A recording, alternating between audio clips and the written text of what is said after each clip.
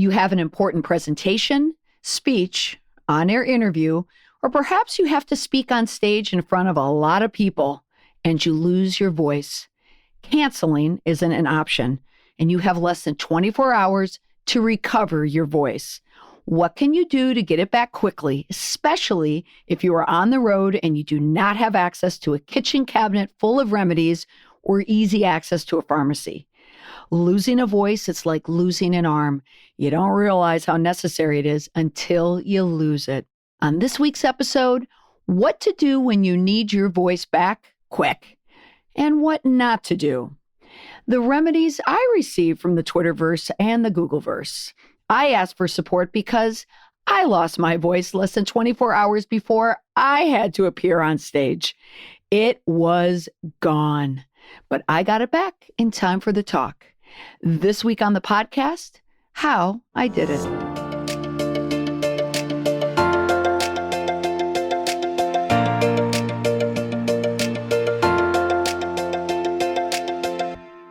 So there I was at an annual meeting, a huge annual meeting, one that I do a lot of work with currently in my business. There were a lot of people to meet, plenty of networking, and lots of work to do. It was shaking up to be a very busy week for me. I had to facilitate 3 all-day workshops on public opinion, communications, board consumer relations, and squeezed in that work. I was also a guest on a video series for the association I was working with. Oh, and the event, it was held in New Orleans. And when you're in NOLA, there is no staying in. So for reference, the last time I went to this annual meeting in New Orleans, it was a few years ago, I returned to my hotel room the night before I had to leave at 5 a.m. Not my normal hours for a conference, but when in NOLA. So here I was after 4 days. I was surprisingly energetic and organized. I was on my last day of facilitating the workshops. I went down to the meeting rooms that morning to set up my computer. And as I was walking into the hallway, I said hello to someone who approached me. And there it was, or wasn't in this case, my voice. My typical, "How you doing?" greeting from the morning came out like a dying frog, a lot of air and a lot of croak. This was unfortunate because not only did I have to facilitate a workshop all day and engage and interact, I had to speak on stage the next day. And it didn't even occur to me that I didn't have a voice because I hadn't opened up my voice that morning to speak yet. And the first time I did it was when I was speaking to that person. So I was in a bit of a panic. Now, typically, I don't lose my voice. I speak a lot, like a lot. Just even when I meet people, I talk to people all day. And the last time I had an issue with my voice was St. Patrick's Week, many, many years ago in St. Paul during my reign as Miss Shamrock. You heard that right. The weeks leading up to that St. Patrick's Day of my reign left me with shredded vocal cords and about an extra 5 pounds of beer weight. But there was a lot of talking, a lot of singing. You know, it's St. Patrick's Day after all. So there is a history with my voice hightailing it in March. So even though I was doing a lot of work for that conference, the key moment of that conference was going to be this talk because I was a part of a panel presentation. It was about governance and reputation management. And I was speaking alongside 2 admired CEOs in the area where I did work about a topic I could speak about in my sleep. Reputation management, crisis management, how people can manage their reputations in times of trouble. It's my bailiwick, and I was so excited to do it. But unfortunately, it appeared that I didn't have the voice to do it. And even worse, on the day that I realized my voice was gone, I had to speak all day, which meant I didn't have access to go get anything. And I didn't have easy access to get anything because I was in a hotel in New Orleans. And I had to work all day to do it. And then I had to immediately go to another party after that.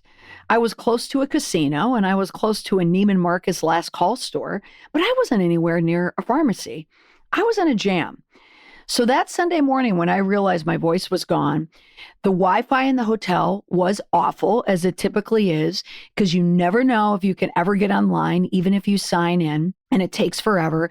But with the lagging Wi-Fi, I resorted to, no kidding, the Brady Bunch episode when Carol Brady lost her voice before she had to sing at church on Christmas Day. Do you remember the episode? Honest to Pete, I was sitting there trying to remember what she did in the episode.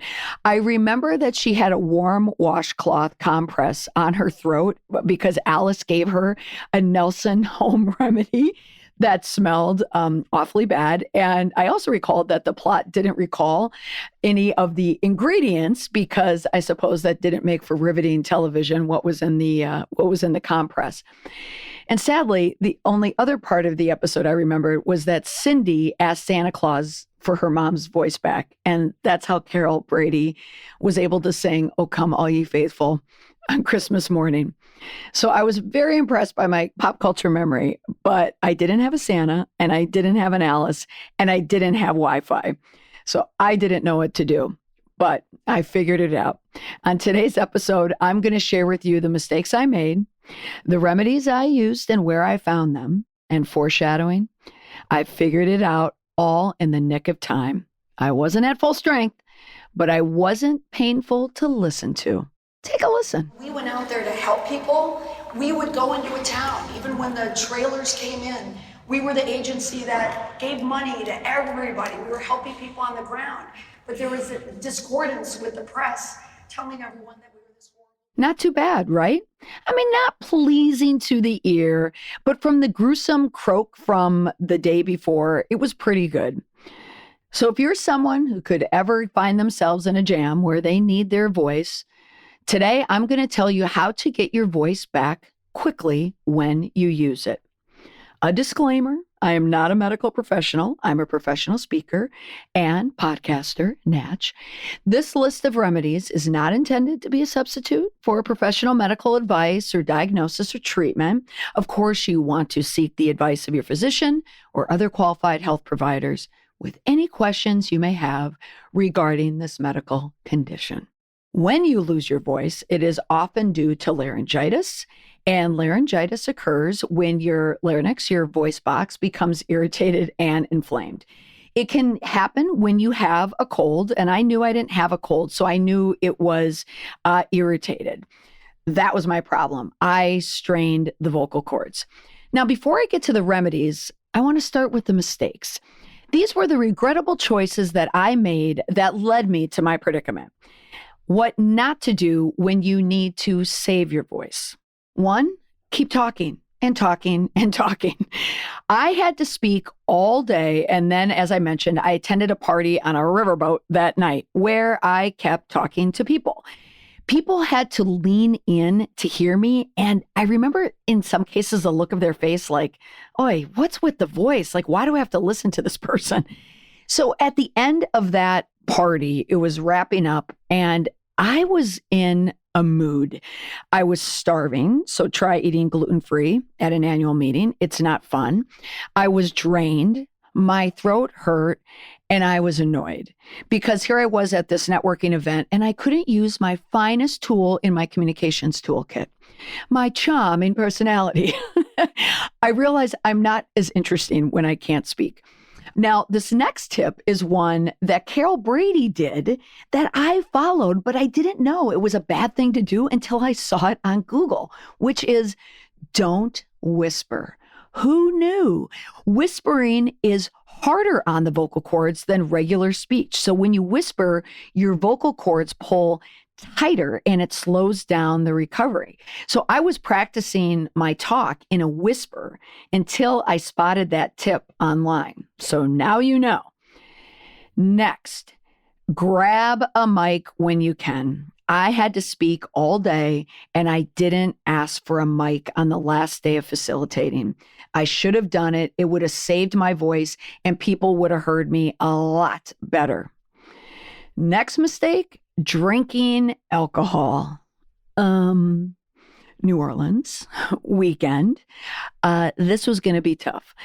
But after one drink on the steamboat, I knew it was a bad idea. So I immediately switched to water. I knew I had to hydrate my voice. And remember, alcohol dehydrates you, right? Think about your hangover. Think about how you wake up. Drinking also dries out your throat, and that's going to further damage your voice overnight. And it's the same with decongestants and if you're in smoky areas. So avoid all of them at all costs if you lose your voice.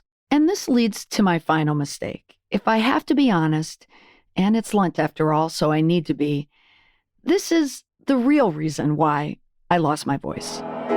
Someday you will find me coming the last night. The champagne sipping over in the sky. Someday you will find me coming the last night. The champagne sipping over.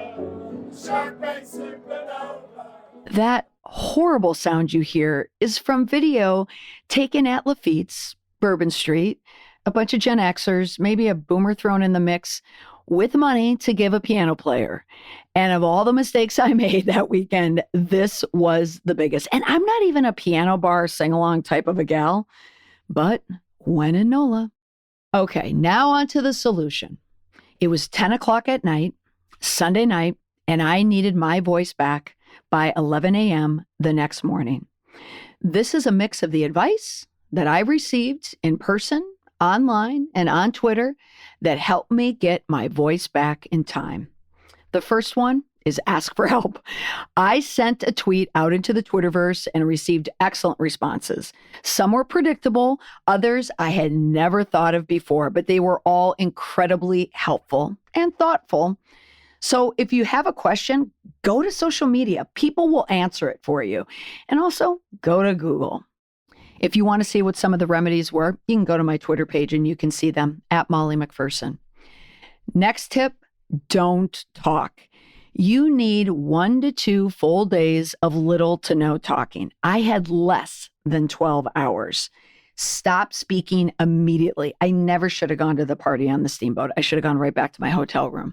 Next tip, and this was not a remedy I ever would have thought of until it was shared with me on Twitter, use over-the-counter pain relievers.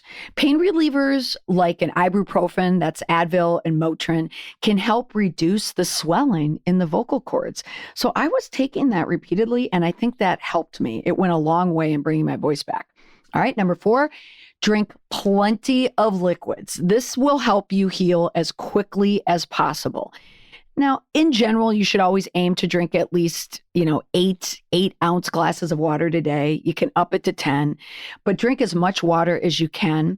I knew instinctively to drink warm water. It just felt better. So tea, broth, soup, all of those liquids are going to help you. Green tea is better than black tea. I ordered tea to my room. No kidding, $25 later for just a pot of tea.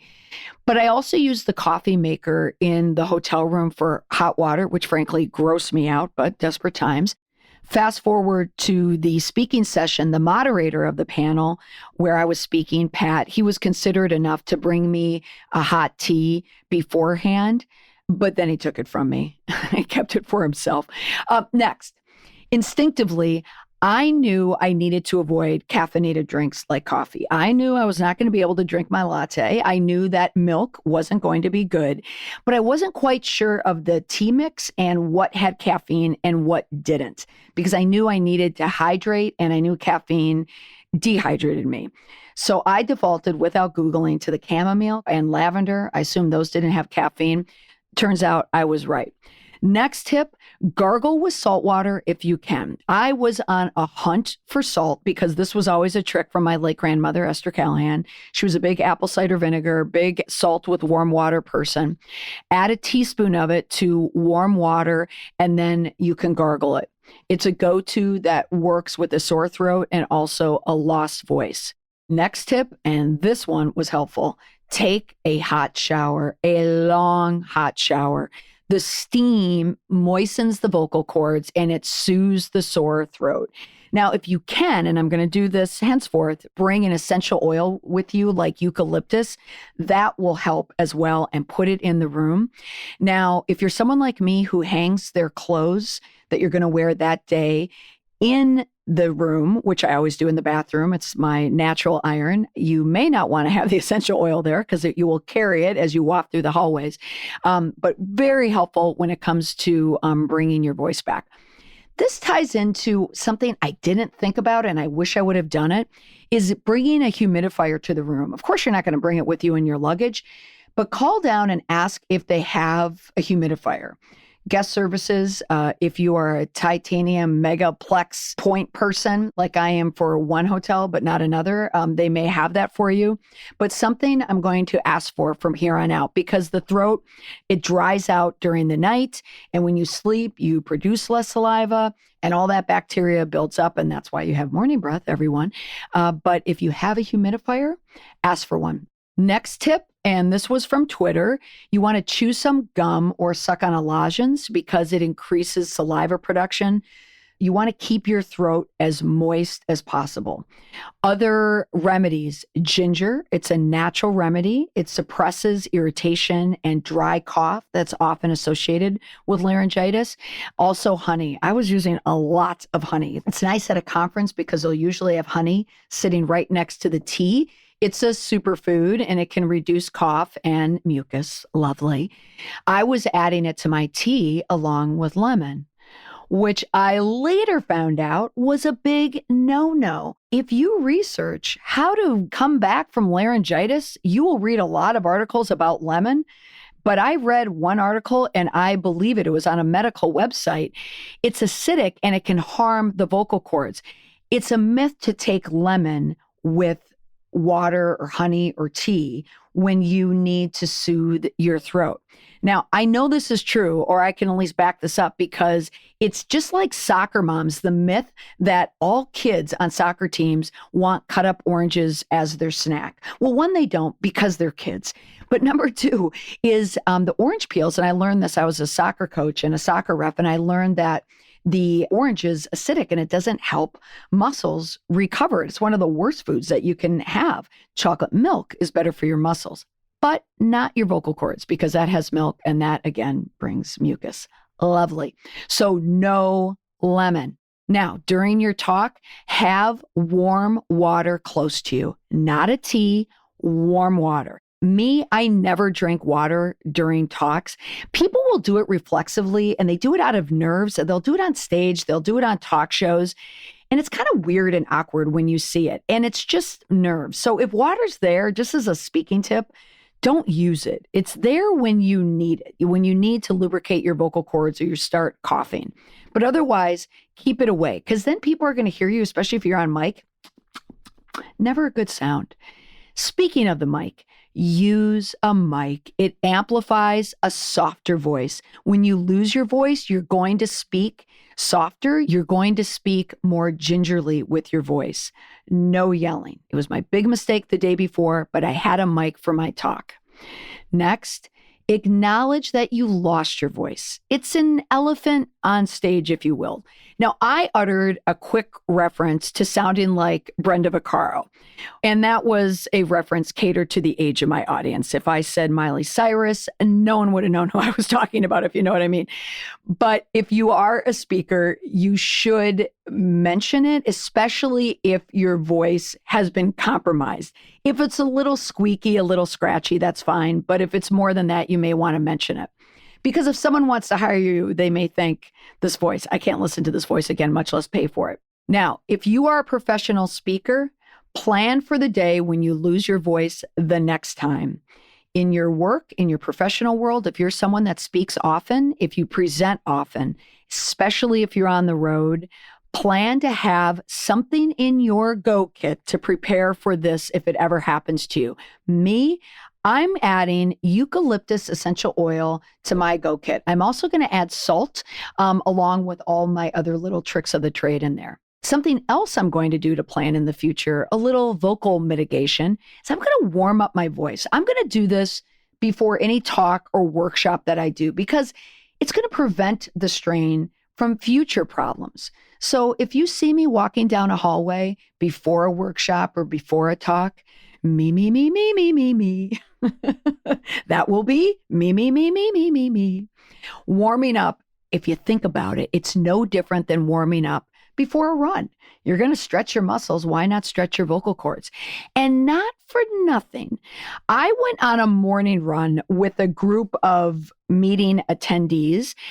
And when I was running and talking to some of the people in the group, my voice a mile into it was fine.